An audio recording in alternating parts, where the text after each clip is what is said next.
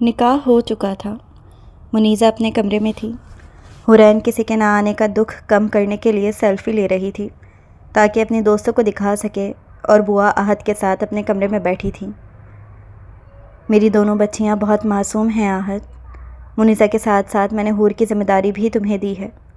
میری دونوں بچیاں تمہارے پاس میری امانت ہیں۔ آپ بے فکر رہیں بوا۔ اگر آپ حور کو لے کر پریشان ہیں تو میرا آپ سے وعدہ ہے میں کبھی حور پر آنچ بھی نہیں آنے دوں گا۔ وہ میری چھوٹی بہن ہے۔ آپ مجھ پر بھروسہ کر سکتی ہیں۔ احد کے یقین دلانے پر بوا نے اطمینان کا سانس لیا۔ مجھے تم پر پورا بھروسہ ہے احد، جبھی میں نے اپنی دونوں بچیوں کو تمہارے حوالے کیا ہے۔ اب میں سکون سے جا سکوں گی۔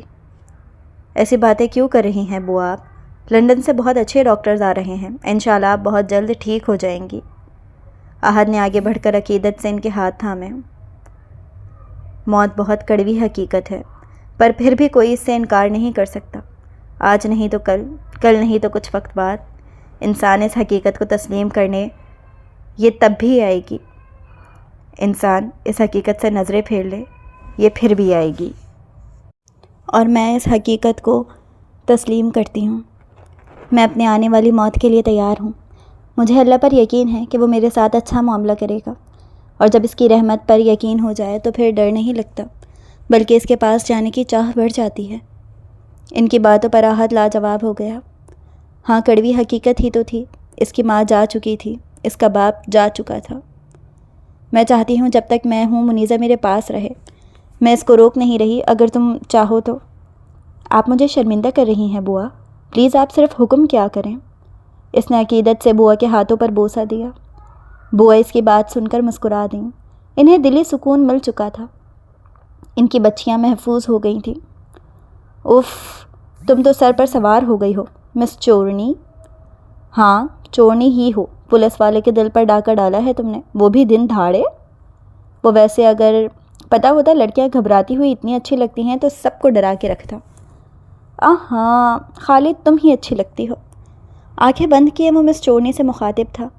آنکھوں میں اس کا خفا خفا چہرہ تھا۔ کہاں ڈھونڈا جائے آپ کو مس چورنی؟ آنکھیں کھولتے وہ پرسوچ انداز میں بولا۔ خالی نام بھی معلوم ہوتا تو تمہیں ڈھونڈ لیتا۔ اف، کیا کیا جائے، زندگی میں پہلی بار کوئی پسند آئی اور اس کا کچھ پتہ بھی نہیں ہے۔ کاش تمہیں وہ ڈریس دے دیتا تو اسی کے ذریعے کچھ پتہ چل جاتا۔ ایک ٹھنڈی آہ بھر کے وہ واپس آنکھیں موند گیا۔ کیا جاتا اگر وہ بدتمیز پولیس والا ڈریس دے دیتا۔ وہ آئینے کے سامنے کھڑی خود کو بغور دیکھ رہی تھی۔ بلا شبہ منیزہ کا منگایا پچرنگی اگرکھا فراک بھی بہت خوبصورت تھا، لیکن اس کا دل اب بھی اس میکسی پر اٹکا تھا۔ اللہ کرے تمہاری بیوی اتنی موٹی ہو جائے کہ اسے وہ میکسی آئے ہی نہ۔ جل کر کہتی وہ کپڑے چینج کرنے چلی گئی۔ منیزہ احد حیدر، مسز احد حیدر۔ احد کے ہونٹوں پر جاندار مسکراہٹ تھی۔ ابھی وہ منیزہ کے فلیٹ سے واپس گھر جا رہا تھا۔ اس کو دیکھ کر معلوم ہوتا تھا جیسے کوئی بہت بڑی جنگ جیت کر آیا ہو۔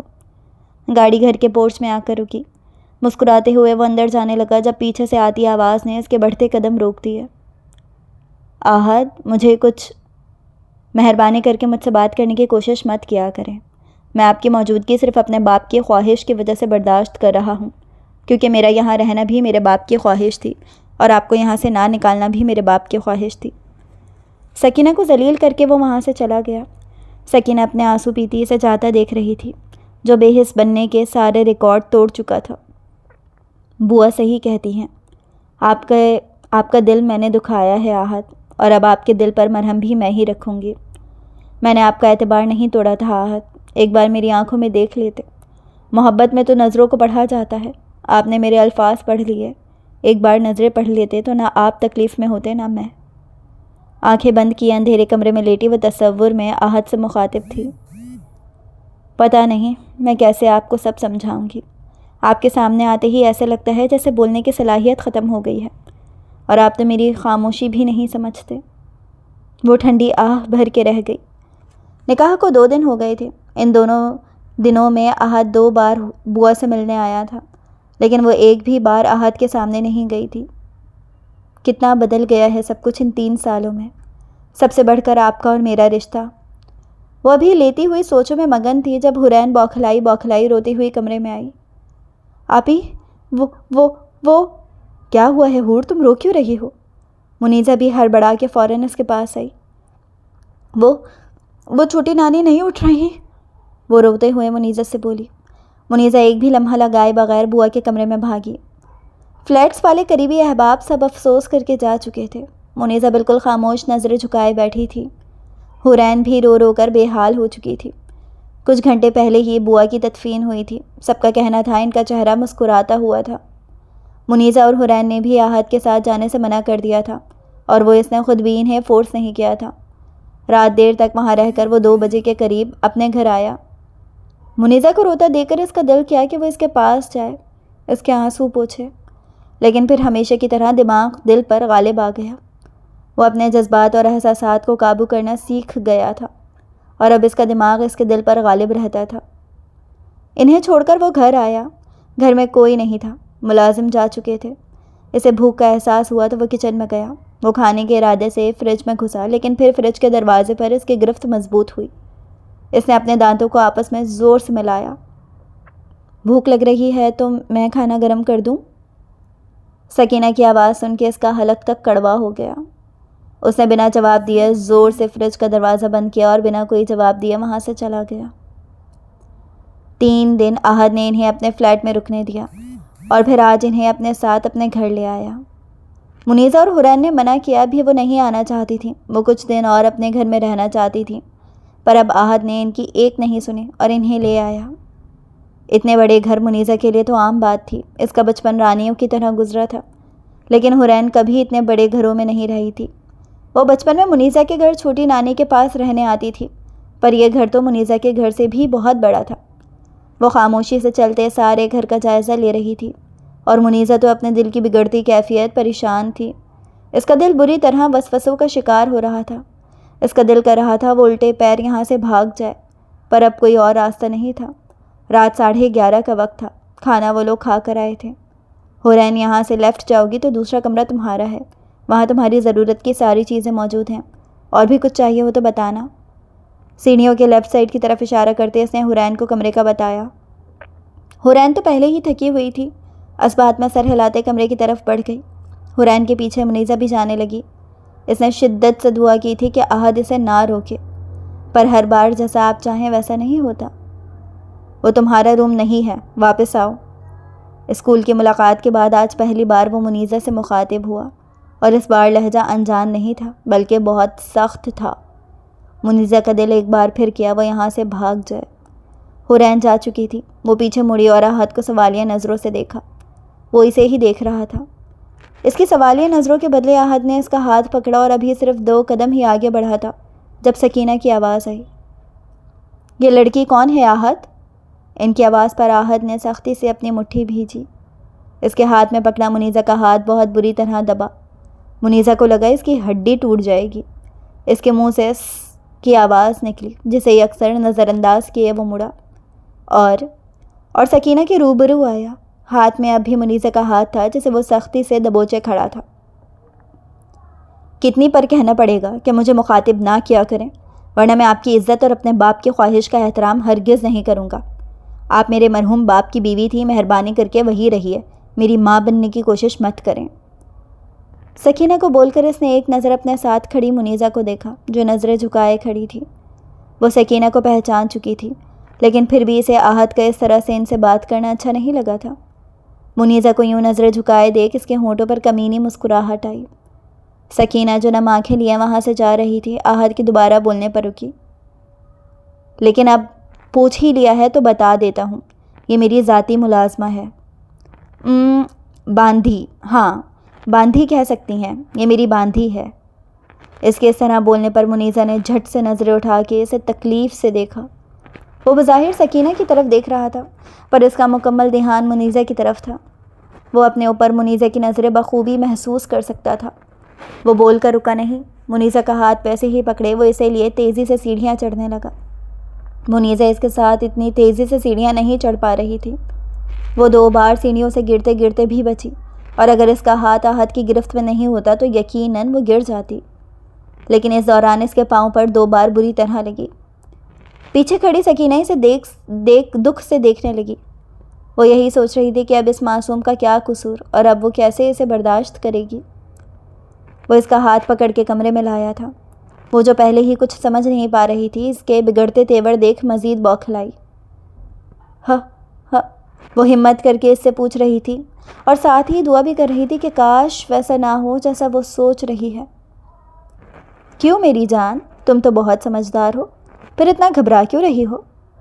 ایک طنزیہ ہنسی اس کی طرف اچھالی تھی۔ دیکھو مجھے کچھ وقت چاہیے۔ ابھی وہ اپنی بات مکمل کرتی، اس سے پہلے وہ اس کا بازو جھٹکے سے پکڑ کے اپنے سامنے کھڑا کر چکا تھا۔ اوہ ریئلی میری جان، کیا سچی میں تمہیں اتنا پاگل لگتا ہوں؟ اب اتنا بھی بے وقوف نہیں میری جان کہ ایک ہی پتھر سے بار بار ٹھوکر کھاؤں۔ چلو شاباش، اب یہ ڈرامہ بند کرو اور میرا موڈ خراب نہیں کرو۔ بولتے ساتھ اس نے اس کو بیڈ پر دھکا دیا تھا۔ تم میرے ساتھ ایسا نہیں کر سکتے، پلیز سمجھو، تم ایسے تو نہیں تھے۔ اس کی آنکھوں سے آنسو لبالب بہہ رہے تھے اور خوف سے پورا جسم کانپ رہا تھا۔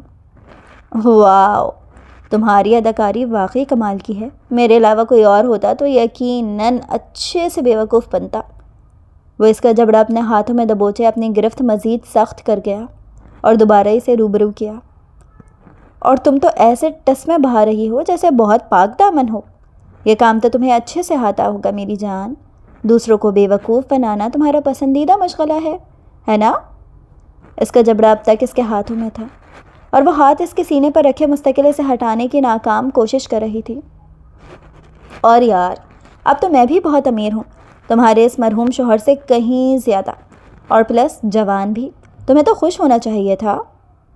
ایک جھٹکے سے اس کا منہ چھوڑا اور وہ وزن برقرار نہ رکھ پائی اور پیچھے دیوار سے ٹکرائی۔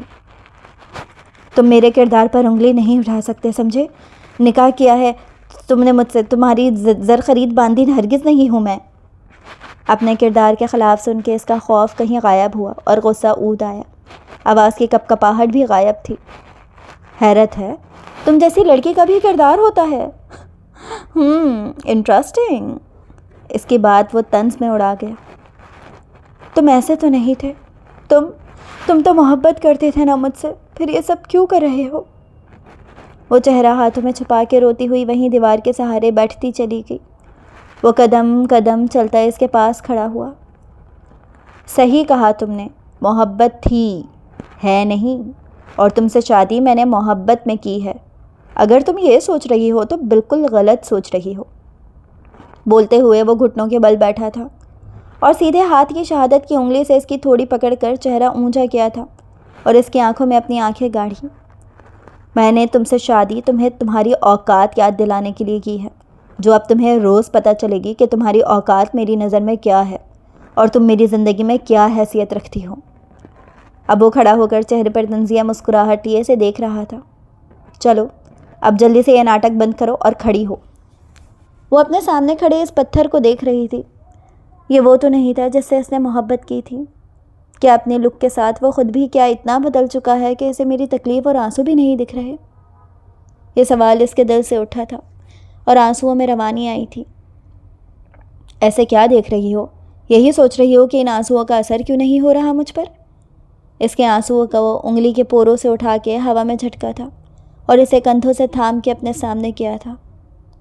یاد ہے تم نے کہا تھا کہ میں بے وقوف ہوں، جس محبت کا واسطہ تم مجھے دے رہی تھی اس کو تم نے خود بے وقوفی کا نام دیا تھا، بھول گئی تھی؟ چلو کوئی بات نہیں، اب تو یاد آ گیا ہوگا۔ اس کے بازو چھوڑ کر مسکراتے ہوئے ہاتھ سینے پر باندھے۔ کہیں تم یہ تو نہیں سوچ رہی کہ اس میں تمہیں کیا فائدہ ملے گا؟ تو چلو تمہارا بھی فائدہ کر دیتے ہیں۔ بتاؤ کیا قیمت ہے تمہاری؟ شرمانا نہیں، بالکل جو قیمت ہے وہ بنا کسی جھجک کے۔ منہ پر پڑنے والے تھپڑ سے باقی الفاظ اس کے منہ میں رہ گئے۔ اپنی بکواس بند کرو، تم اتنے گھٹیا ہو اور اتنے گر سکتے ہو، مجھے یقین نہیں آ رہا۔ ملامت بھری نظروں سے اسے دیکھ کر وہ چلائی، پر جب نظر اس کی آنکھوں پر پڑی جو غصے سے سرخ ہو رہی تھی تو اسے اپنی غلطی کا شدت سے احساس ہوا۔ وہ تو پہلے ہی اسے بخشنے کا ارادہ نہیں رکھتا تھا، پر اپنے کردار پر تو کوئی بد کردار بھی اپنے لیے ایسے الفاظ برداشت نہیں کرتا، پھر تو وہ ایک با کردار لڑکی تھی۔ غلطی کی تم نے میری جان، بہت بڑی غلطی۔ میں تو پہلے ہی رعایت کا ارادہ نہیں رکھتا تھا اور تم نے اپنے لیے اور مشکل کر لی۔ صبح اس کی آنکھ کھلی تو وہ اکیلی تھی۔ رات احد اسے کب روتا چھوڑ گیا اسے پتہ نہیں چلا۔ وہ تقریباً پوری رات روتی رہی تھی۔ روتے روتے کب اس کی آنکھ لگی اسے یہ پتہ نہیں چلا۔ اس کی آنکھوں میں رونے کی وجہ سے اتنی جلن ہو رہی تھی کہ اسے لگ رہا تھا کہ آنکھوں میں کسی نے مرچی ڈالی ہو، لیکن پھر بھی احد کا رات کا رویہ یاد کر کے اس کی آنکھیں پھر بھیگ گئیں۔ کتنے گھٹیا الفاظ استعمال کیے تھے اس نے اس کے لیے۔ اس کے الفاظ منیزہ کے دل کو چاک کر گئے تھے۔ کون کہتا ہے کہ زخمی صرف خنجر کرتا ہے؟ الفاظوں کے وار خنجروں سے گہری ضرب دیتے ہیں۔ اس نے اٹھنے کی کوشش کی جب اسے شدید تکلیف کا احساس ہوا۔ اسے ایسا لگا جیسے اس کا جسم کسی نے بھٹی میں رکھ دیا ہو، اور اگر وہ اٹھی تو ٹوٹ جائے گی۔ وہ ویسے ہی آنسو بہاتی آنکھیں موند گئی جب کمرے کا دروازہ کھلا۔ اپنے بالوں میں نرم لمس محسوس کرتے اس نے چلتی آنکھیں کھولی تو سامنے سکینہ کھڑی تھی۔ اسے یقین نہیں آتا تھا یہ وہی عورت ہے جس نے احد کے ساتھ اتنا برا کیا تھا، پر کبھی اس نے احد کے بارے میں بھی نہیں سوچا تھا کہ وہ اس کے ساتھ اتنا برا کر سکتا ہے۔ تمہیں تو بہت تیز بخار ہے منیزہ، میں بھی ڈاکٹر کو بلاتی ہوں، وہ کہتے ہوئے منیزہ کی جانب دیکھے بغیر باہر نکل گئی۔ ان کو منیزہ کا نام حرین نے بتایا تھا، اور احد اور منیزہ کی شادی کا بھی۔ وہ صبح ہی انہیں لان میں واک کرتی ملی تھی۔ ڈاکٹر اس کو سکون کا انجیکشن لگا کے گیا تھا جس کے زیر اثر وہ سو رہی تھی۔ سکینہ بیگم اسے افسوس سے دیکھتی کمرے سے نکل گئی۔ منیزہ اس کے سرہانے بیٹھی ہی رو رہی تھی۔ بوا کے انتقال کے بعد سے وہ ڈر گئی تھی اور اس وقت منیزہ کے لیے دعا کر رہی تھی۔ وہ آفس میں بیٹھا سگریٹ پر سگریٹ پھونک رہا تھا۔ اسے کل رات اپنے کیے کا اچھے سے اندازہ تھا، پر اسے یہ بات پریشان کر گئی تھی کہ منیزہ پاکیزہ ہے۔ وہ مستقل اسی بات میں الجھا تھا، یعنی منیزہ سچ کہہ رہی تھی۔ نہیں، میں اب بے وقوف نہیں بن سکتا منیزہ۔ بے شک تمہارا وجود پاک رہا ہو، پر تمہارا دل میلا ہے، تمہارا ذہن میلا ہے۔ تمہارا کہا ایک ایک لفظ آج بھی میرے کانوں میں گونجتا ہے۔ اب تم احد حیدر کے دل و دماغ پر قابض نہیں ہو سکتی۔ اب نہ میری نظر میں تم وہ منیزہ رہی ہو اور نہ ہی اب میں وہ احد رہا ہوں، اور اس بات کا احساس اب تمہیں ہر لمحہ ہوگا۔ کہتے اس نے سگریٹ ایش ٹرے میں مسل دی اور میٹنگ روم میں چلا گیا۔ احد آفس سے لیٹ آیا تھا۔ وہ منیزہ کے پاس جانے کا ارادہ نہیں رکھتا تھا، لیکن اندر آتے ہی حرین اس کے پاس آئی جیسے وہ اسی کے منتظر تھی۔ السلام علیکم بھائی۔ وعلیکم السلام، نرمی سے جواب دے کر وہ ہلکا سا مسکرایا، لیکن پھر حرین کی آنکھوں میں نمی دیکھ کر اس کی مسکراہٹ سمٹھی۔ کیا ہوا حور، تم رو کیوں رہی ہو؟ کسی نے کچھ کہا ہے؟ نہیں بھائی، کسی نے کچھ نہیں کہا۔ وہ صبح سے آپ ہی کی طبیعت خراب ہے، مجھے بہت ڈر لگ رہا ہے۔ پہلے نانی، پھر چھوٹی نانی، اب اگر آپ ہی۔ اس کا جملہ پورا ہونے سے پہلے احد نے اسے بیچ میں ہی ٹوک دیا۔ اللہ نہ کرے حور، ایسا کچھ نہیں ہوگا، میں دیکھتا ہوں، بول کر وہ اپنے کمرے کی جانب بڑھ گیا، جبکہ حور آنسو صاف کرتی واپس صوفے پر بیٹھ گئی۔ احد کمرے میں آیا تو اندھیرا تھا۔ اس نے آگے بڑھ کر سائیڈ لیمپ آن کیا اور پھر منیزہ کے سرہانے بیٹھ گیا۔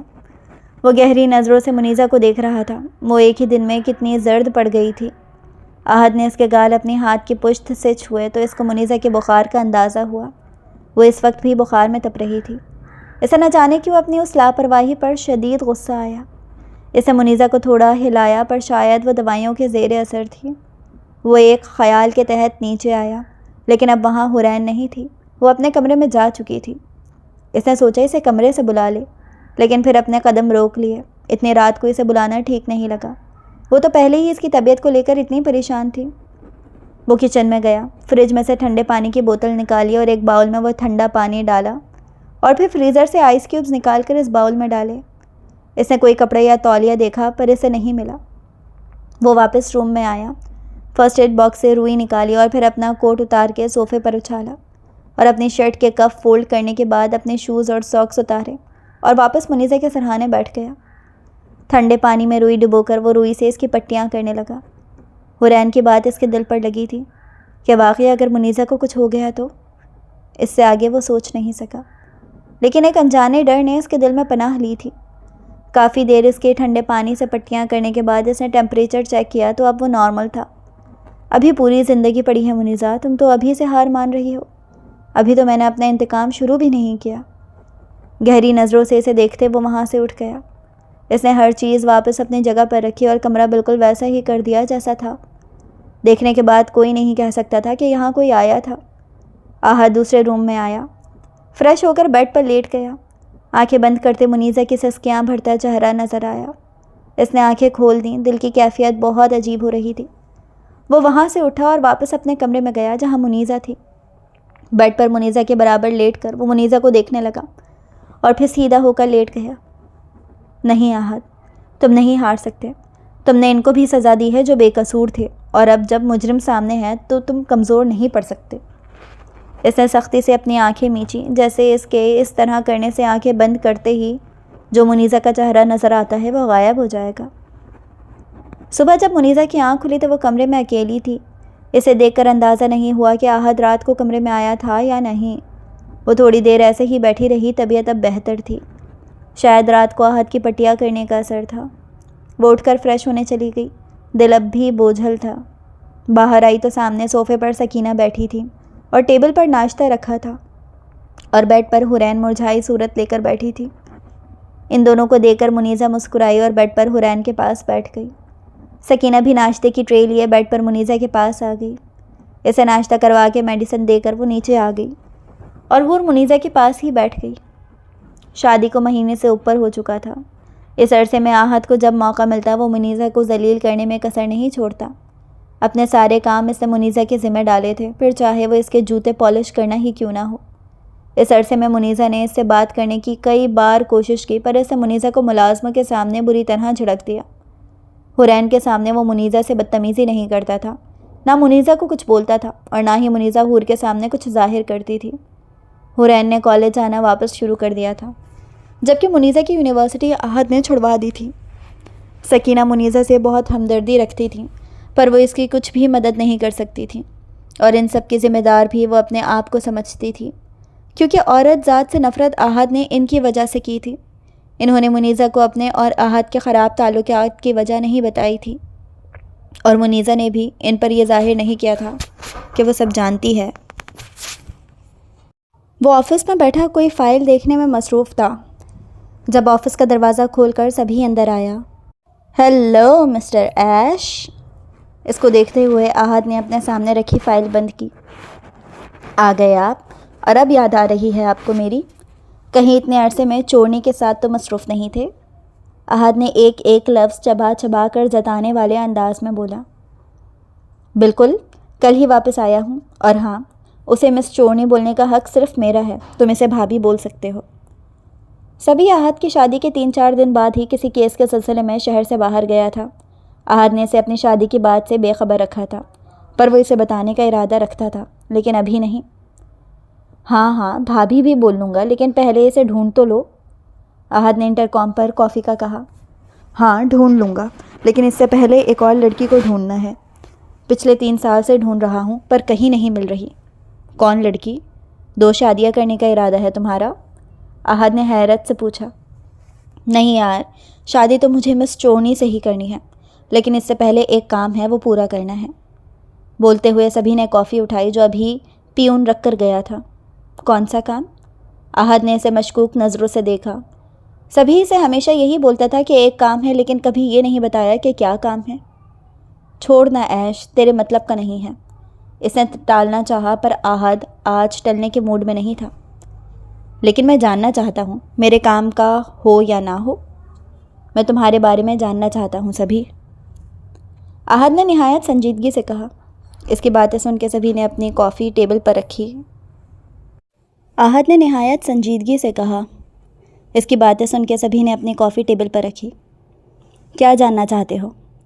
سبھی نے بھی سنجیدگی سے پوچھا۔ سب کچھ، تمہارے بارے میں سب کچھ جاننا چاہتا ہوں۔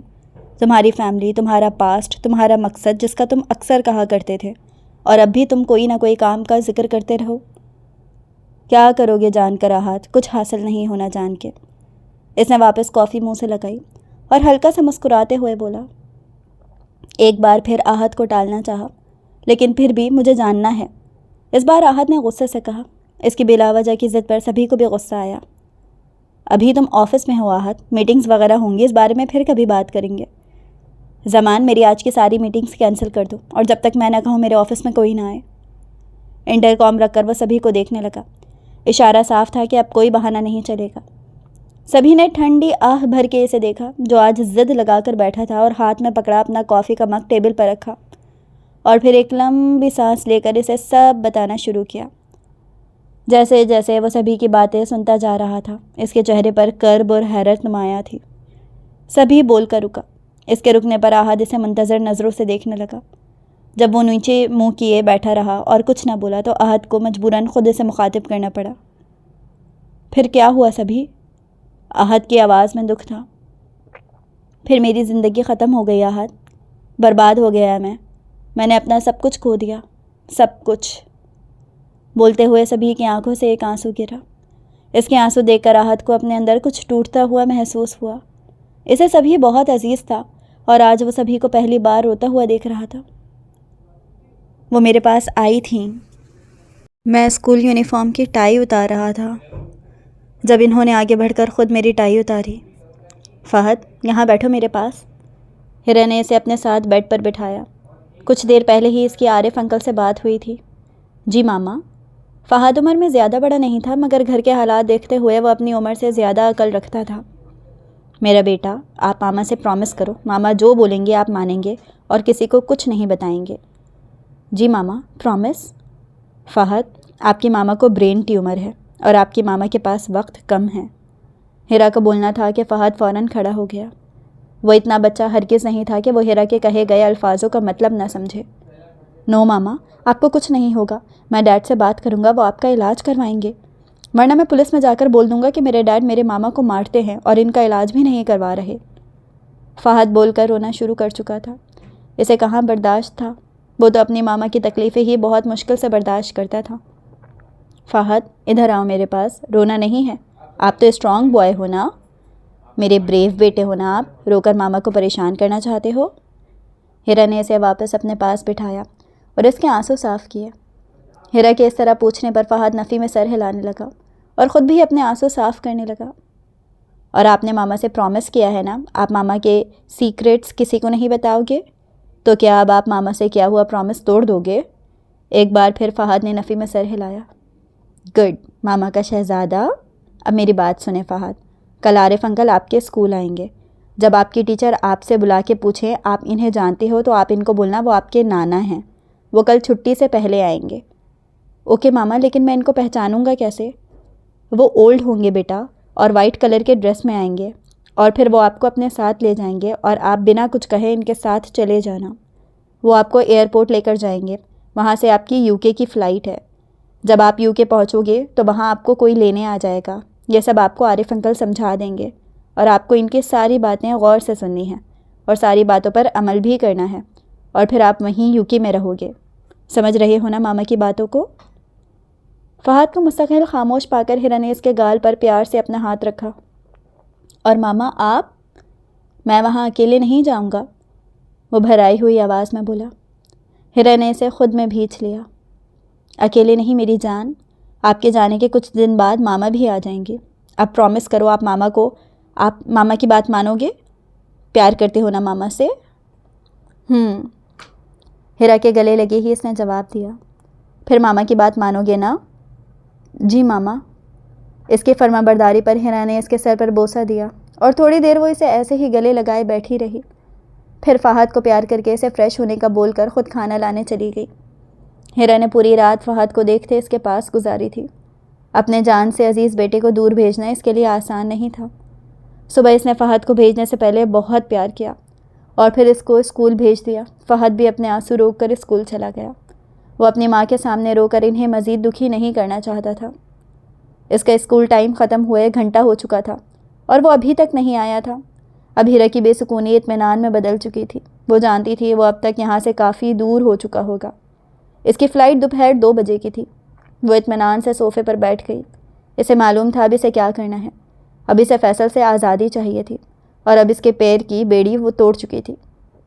ہیرا، تمہیں ڈر نہیں لگ رہا؟ خالہ اس کے اطمینان کی وجہ جانتی تھیں، پر وہ فیصل کی درندگی سے بھی واقف تھیں۔ وہ جانتی تھی فیصل اسے نہیں بخشے گا۔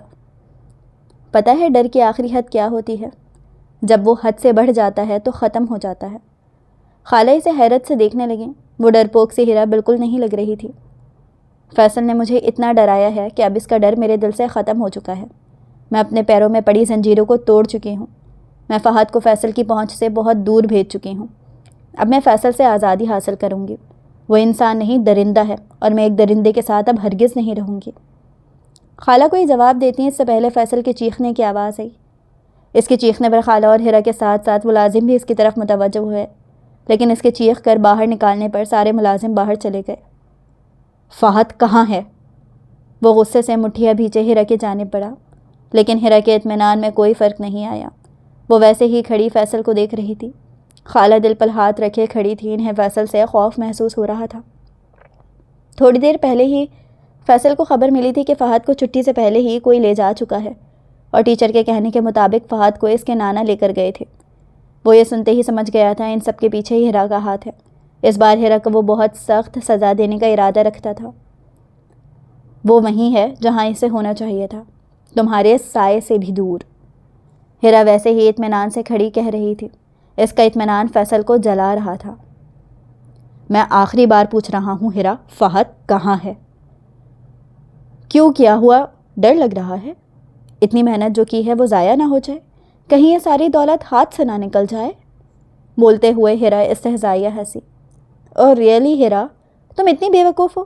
تمہیں کیا لگتا ہے تم اتنی آسانی سے میرے کیے کرائے پر پانی پھیر دو گی؟ نہ ہیرا بیوی، نہ۔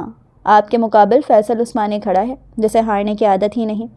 مجھے صرف اپنے قدم جمانے تھے جو میں جما چکا، اور رہی بات اس دولت کی تو وہ میں بہت پہلے ہی اپنے نام کروا چکا ہوں۔ فیصل کے مسکرا کر بولنے پر ہیرا کی مسکراہٹ سمٹی۔ تمہیں پتہ ہے فیصل تم کون ہو؟ تم ایک گندی نالی کے کیڑے ہو، اور پتہ ہے میری سب سے غلطی کیا ہے؟ کہ میں نے تمہیں اپنی زندگی میں شامل کیا۔ گٹر کا کیڑا گٹر میں ہی اچھا لگتا ہے، اسے صاف پانی میں لانے سے وہ کیڑا صاف نہیں ہوتا، بلکہ وہ سارا پانی گندا کر دیتا ہے، اور تم تو… فیصل کے زوردار تھپڑ سے اس کے الفاظ اس کے منہ میں ہی رہ گئے۔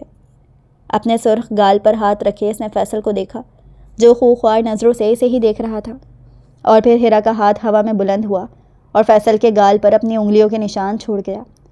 فیصل اس تھپڑ کے لیے تیار نہیں تھا، اس لیے لڑکھڑا کر پیچھے ہوا۔ وہ گال پر ہاتھ رکھے حیرت سے ہیرا کو دیکھ رہا تھا۔ خالہ بھی حیرت سے آنکھیں پھاڑے ہیرا کو دیکھ رہی تھی۔ انہیں ہیرا سے اتنی جرأت کی امید نہیں تھی۔ کچھ لمحے فیصل ہیرا کو حیرت سے دیکھتا رہا، پھر حیرت کی جگہ غصے نے لے لی۔ تم نے مجھ پر ہاتھ اٹھایا؟ وہ غصے سے وہیں ہاتھ جو اپنے گال پر رکھا تھا وہ ہیرا پر اٹھانے لگا، لیکن ہیرا نے پہلے ہی اس کا ہاتھ زور سے جھٹک دیا۔ ہاں، تمہیں مارا، اور یہ تھپڑ تمہیں بہت پہلے ہی مار دینا چاہیے تھا فیصل۔ جس کی جو اوقات ہو اسے وہیں رکھنا چاہیے۔ تم تو پاؤں میں پہننے والی جوتی سے بھی بدتر ہو، اور میں نے تمہیں اپنے سر کا تاج بنا لیا۔ وہ بول کر رکی۔ فیصل اب بھی اسے خوخوار نظروں سے گھور رہا تھا۔ تم مجھے ابھی کے ابھی اسی وقت طلاق دو، میں تمہارے ساتھ نہیں رہنا چاہتی ہوں۔ میں کسی کو تمہارے بارے میں کچھ نہیں بتاؤں گی۔ میں اور میرا بیٹا پلٹ کر بھی تمہاری طرف نہیں دیکھیں گے۔ تم مجھے آزاد کر دو۔ ہیرا کا لہجہ اب بھی غصے سے بھرا تھا، مگر اب آواز اتنی بلند نہیں تھی۔ تمہیں واقعی ایسا لگتا ہے کہ مجھے تمہارے کسی کو بتانے سے فرق پڑے گا؟